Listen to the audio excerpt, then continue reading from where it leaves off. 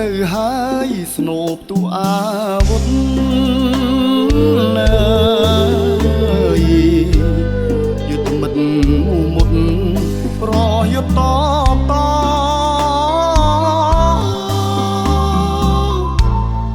បាញ់ខ្មាំងសិនត្រូវវិនិច្ឆ័យបាំងក្លបប្រឆាំងចោលមកមិត្តអប់ប្រឡាំង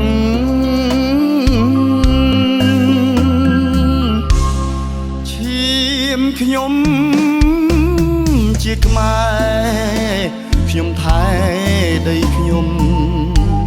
ហេតុអ្វីបន្លំជារបស់អ្នក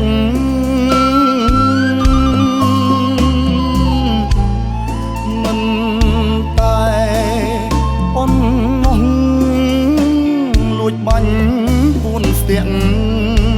រូបខ្ញុំបានស្ម័គ្រពាក់លីជីវិត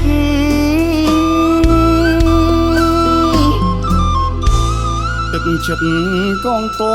បបដញ្ញាការពី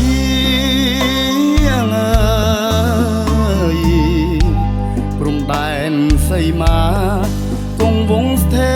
ស្ថិតត្រៀម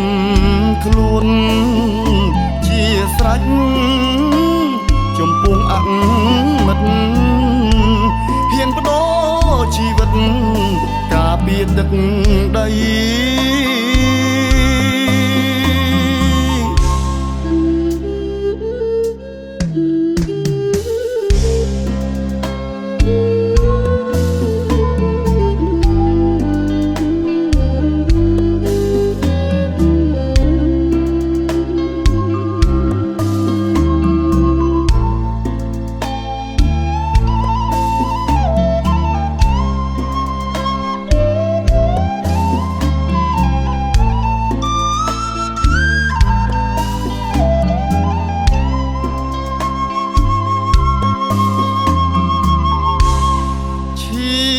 ខ្ញុំ